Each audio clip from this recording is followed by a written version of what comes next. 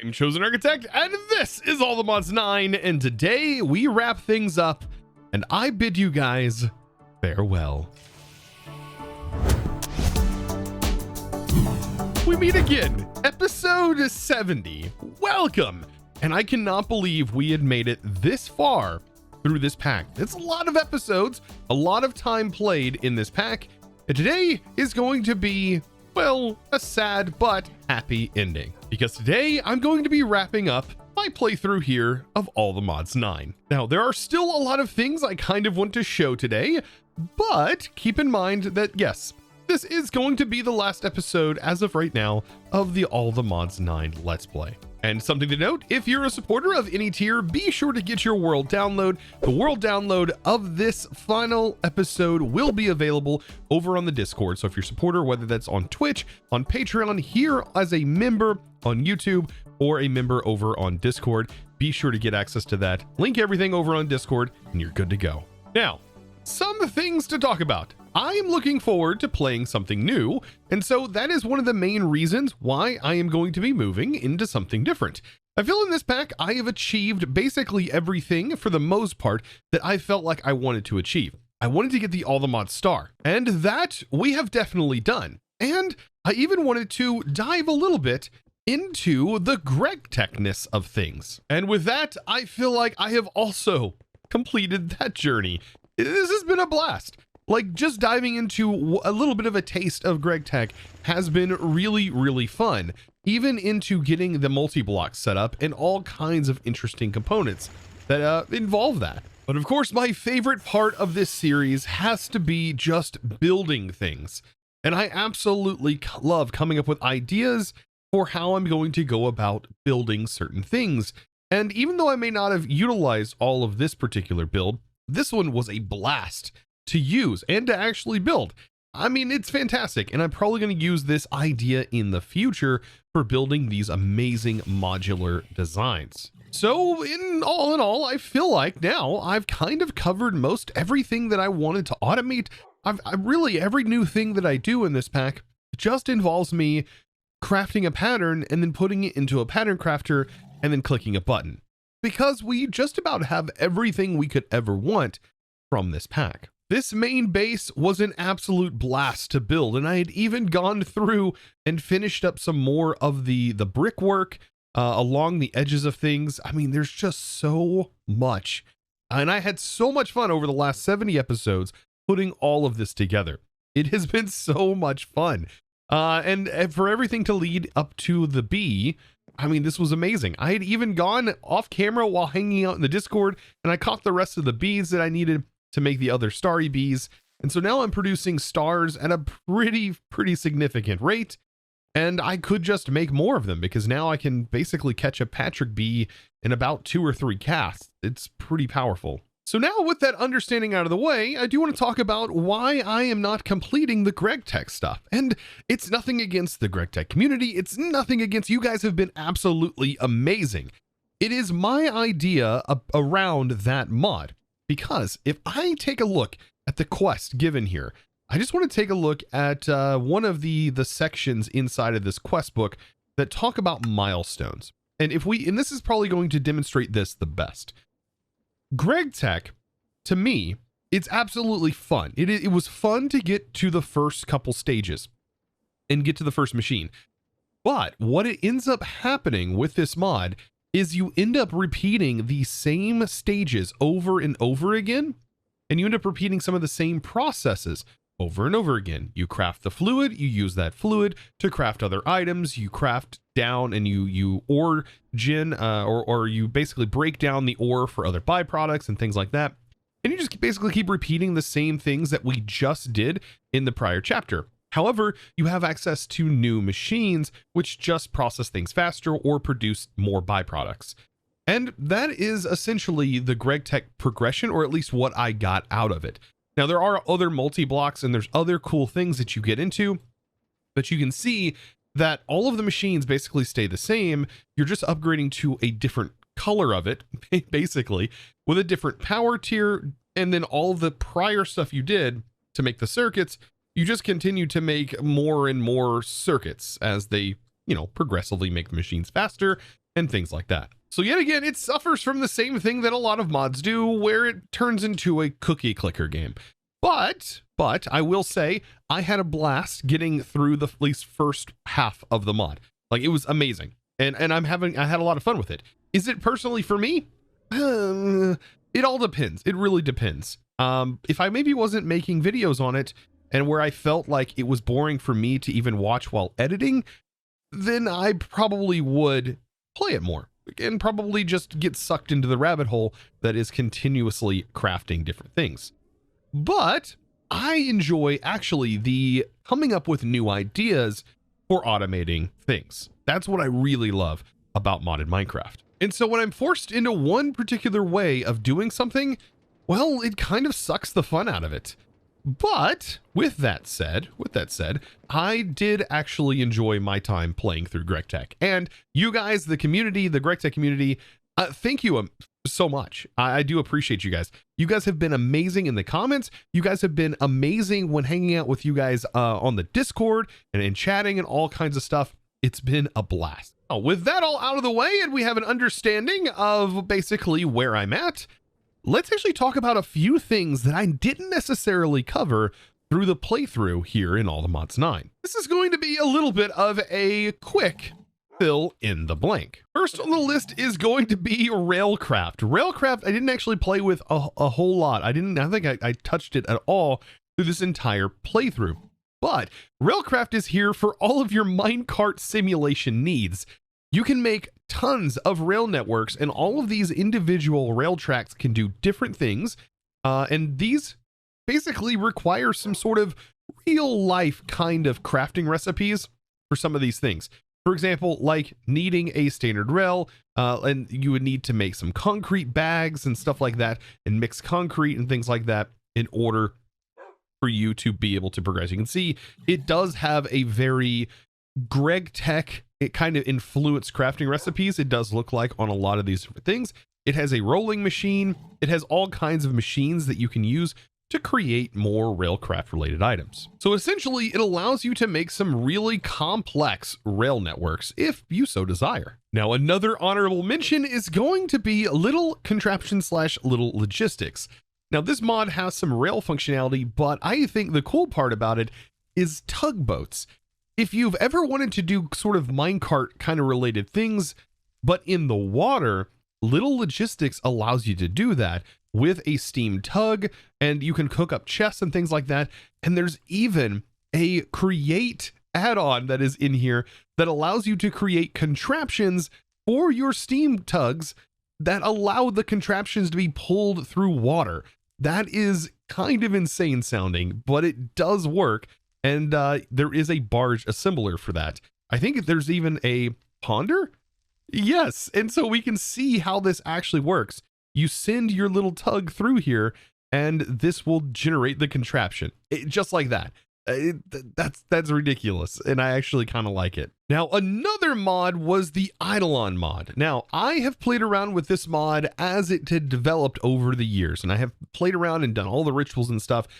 This mod is kind of interesting as it does, I think, at some point require you to sacrifice villagers, much like all of the other magic mods that we've seen. But it does look like it has received several updates, and there are a ton of new things that you can get. Some of these charms are pretty powerful, but the mod is kind of interesting. It has some very interesting multi-block structures that you need to build to do your rituals, and some really cool effects. And it's also the source of the huge, and I mean huge, zombies that you might have seen roaming around the world. Now, I have definitely glossed over the Mine Colonies mod. It is in the pack, and I know some of you absolutely love Mine Colonies. Mine Colonies is really cool. You can build out your own village. Those villagers have needs. You need to fulfill those needs and kind of do their fetch quests. And you slowly but surely build out some really extravagant sort of towns. And they're amazing looking whenever you get them all fully set up. However, it is a very, very demanding mod. It does require you to make sure all of those needs are met, make sure all of the space is met, and you also have to make sure all of the things are sort of chunk loaded to make sure that the quote unquote villagers, even though they're quite dumb in my opinion, because their AI will just they'll wander all over the place and do some crazy stuff. But you have to make sure they stay protected as well. So while it might not have been suited for my particular playthrough, it might be something that you want to look into because it is really cool. All right, and now we still have one other thing to sort of talk about, because for the most part, throughout all of these episodes, I have covered just about everything that is in this pack as of the time of me recording these episodes. And there is one dimension that we have not been to.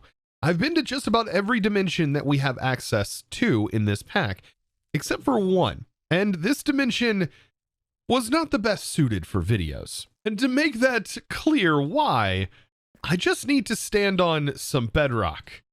And the longer I stand here, the worse things will become.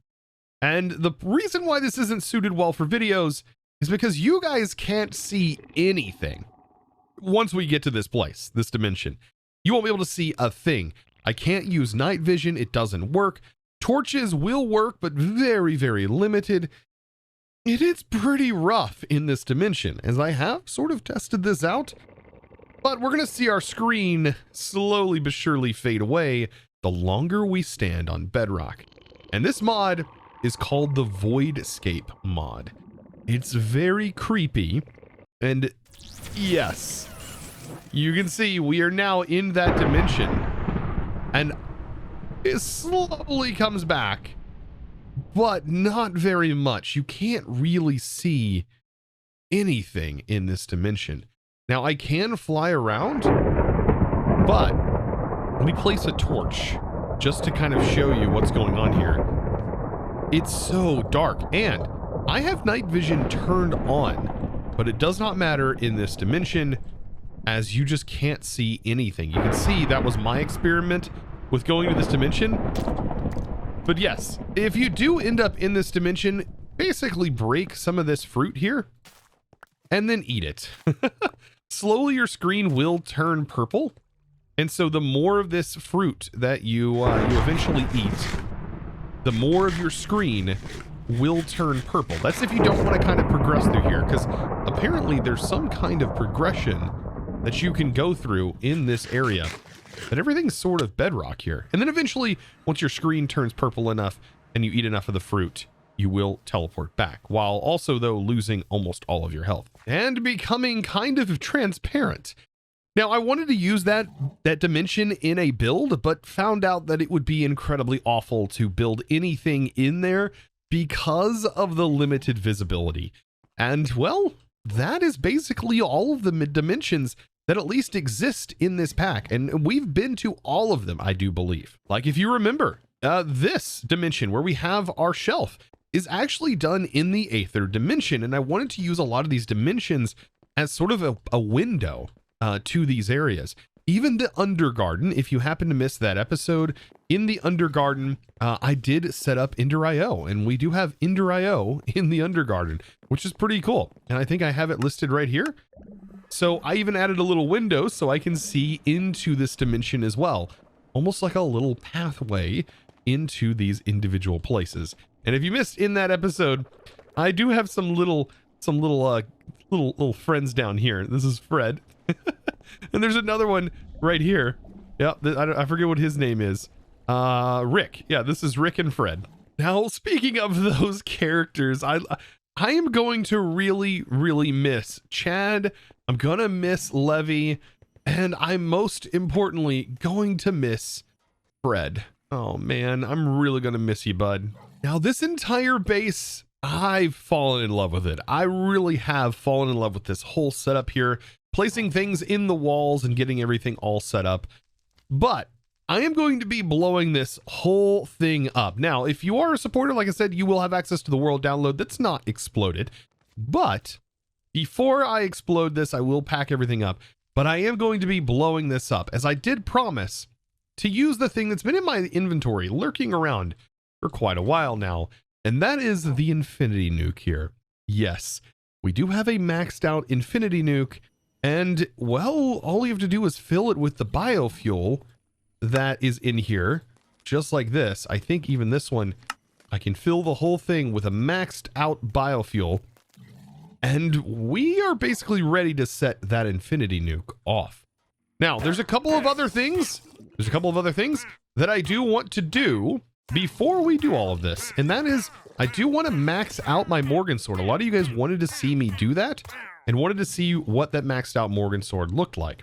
Now for this, I will be making a new Morgan sword. And so it is going to involve me doing some interesting things in order to get there. But to be able to max it out, this is something that I didn't actually know when I made my sword. So my innate cap on this sword is only 100.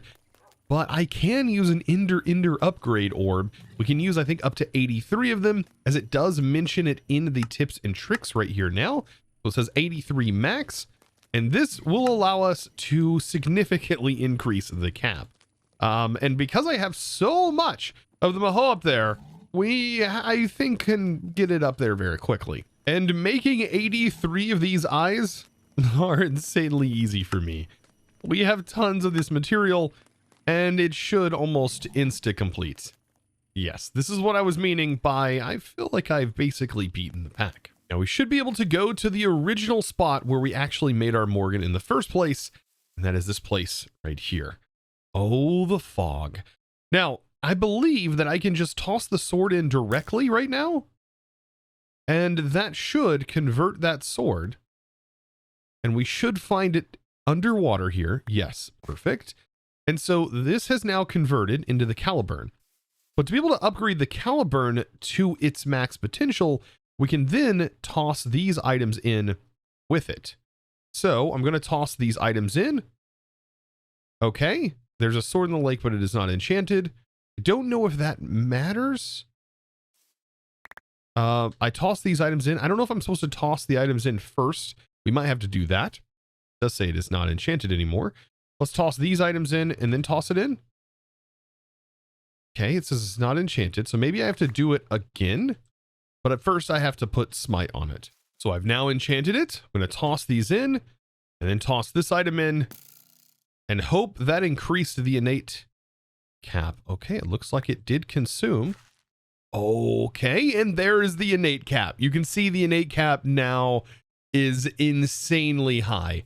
What is that number? 5 million? Oh my goodness. Okay, so 5 million is now the innate cap, and all you have to do is kill the warden with this sword. So here I am summoning the warden again. Come on, Shrieker. Anytime now. Anytime.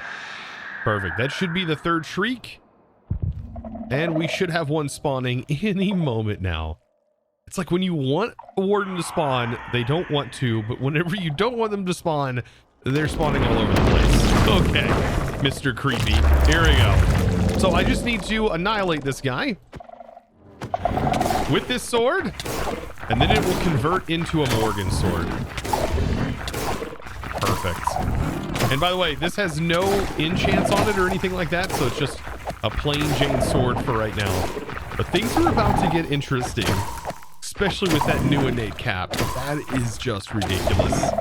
Should have made this a long time ago. All right, and now we have a Morgan. Now for the Morgan, I definitely want to add this to it. Now you can repair it by actually killing the villagers, but for right now, this should be fine. And you can see our innate cap is way higher now. Now, something to mention as well, I do want to remove all of the enchants that are currently on my main sword. So the best way to do this, I'm going to take a screenshot of this to be able to move them over. But I can actually pull them off of the sword very, very quickly by just taking this anvil here and then placing the books down, boop, and then tossing the sword with it, and then placing the anvil on top. I turn my magnet off, so toss the book, toss the sword with all the enchants, anvil, and there we go. All of those enchanted books are now off of the old sword and able to be put right back inside of our enchantment library. So now with a little bit of enchanting, this thing is looking very good. So there is one more thing that I really want to do here. I want to go ahead and break through this real quick. And I do want to take the illagers that are being killed right now.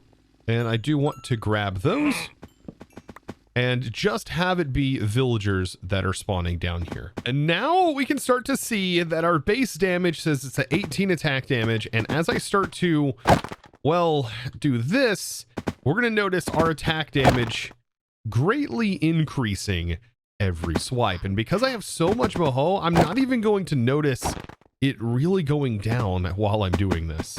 So after farming for quite a while, I did actually manage to deplete that entirely in the top left. And I realized this is actually a very time-consuming task. I would just have to sit here and just constantly wait for things to refill. I'm guessing I could probably regen it a lot faster with more of these boundaries and then on another mob farm. But yes, it does take a long time to build it up, but already I'm at 6 times more than what our base was. I have this now up to 600, but apparently you can take this sword all the way up to 5 million. That just seems really impractical. Like just why? I'm sure one of you have done it. I'm sure you have. Now the crazy part about this sword is you could technically put this sword like over here inside of like a mob farm, turn it on, and it should attack these mobs. Yeah. And it will basically eventually insta-kill anything it hits with that much damage. And it should also take in all of the looting effects that this has on it. So just leaving it running over here, I am more than happy with. But all of that really doesn't matter at this point because, like I said, this is the last episode. Now, if you've made it through all of these episodes, I have to applaud you. This is a lot of episodes to technically watch in a series. And those of you who've made it all the way through all of them, I thank you guys so very much for continuing to watch my videos, because it does mean a world of a difference to me. It allows me to be able to make the content that I enjoy making. And thank you guys so much for watching. I also have to special thanks my supporters. You guys are what allow me to extend these episodes out as long as they go and not have to worry about the view ramp dropping, which it definitely does. You can absolutely see the views kind of just ramp after about episode 30. And I've kind of learned that over the years of making content. But with the support from you guys, it allows me to extend the episode. So thank you so very much for that. So with this being the end, what has been your thoughts on this mod pack? I would love to hear from you down in the comments below. What was your favorite episode? Let me know. I would love to hear it. Those of you who have watched to this point, just comment down below what was your favorite episode. And well, with that, it's now time to blow up the world. That was such a weird sentence to say. Now, I am completely terrified doing this because I've never used this before. So I'm going to go ahead and break this and also end up breaking this. And we are going to set it off right here in the middle of the base. So yes, this is going to be interesting. So this is completely maxed out. It is in legendary tier and the power just keeps filling up in this thing. But if I place it down, I've never seen this before and I've never used it. I'm assuming from what it's seen, you light it like it's TNT and that causes it to go off. So without further ado, let's do that. Do we shift right click? Right click, shift right click. Oh, now it looks like it's in ready to go mode, or just right clicked it. And then I click it with flint and steel. Oh my God. No. Okay. Does it have a timer? I have no idea what's going on here, but it's about to go down. All right. So we just wait for the explosion. Oh, could you imagine setting this off on accident? It even has like a failsafe. I'm kind of scared as to what this is actually going to do to our base here. Okay. And it exploded. Oh. Is that's it? Well, that was very anticlimactic. Okay, I'm going to try this again. I went ahead and crafted another nuke. But notice the max area on this doesn't seem like it's changing. Even though up here it does show that the max range should, on legendary tier, be the 109R, the 109 radius. It's weird that it's not changing. Do we have to like change it in some way? Is there a key that I need? This might be a config change that is currently active right now, because it doesn't seem like I can get this to go any higher than a range of 3 blocks. You can see right there. So yeah, that's interesting. So after doing a little bit more research, it does seem like it's definitely limited, probably via the configs. Because yeah, it doesn't go any higher than the 3 radius, and it might be because it's breaking things in claims, because this shouldn't have technically broken, even though we placed it, because it's in our claim and it's not supposed to be able to break things in the claim, but it did apparently. Very interesting. But I was going to set this whole area off with a bang, but things changed. And so, well, with that, I bid you farewell, and I hope to see you in the next series. And I hope you really enjoyed this one, as I had an absolute blast. Probably one of my favorite All the Mods packs I've played. And if you did enjoy this Let's Play and you're looking for something very similar, I recommend checking out my All the Mods Volcano Block series. You can find that in my playlists, as that pack was very similar to this one. However, it was a sky block and you were in lava basically. Well guys, I hope you enjoyed today's episode, and I hope you enjoy the ones to come. If you did enjoy, click that subscribe button so you don't miss out on the next series, as it will be directly after this one. So definitely click that subscribe button, give this video a huge thumbs up, and I look forward to seeing you in the next one. And without further ado, it's now time to thank the amazing supporter of today's episode. That is going to be a huge thanks going out to I'm Dylan. Thank you so much, by the way, for your amazing support and choosing to support me over on Discord, becoming a Discord premium member, and like I said, supporting in one of the best ways possible. I look forward to seeing you in the next one, and of course, as always, thanks for watching. Bye!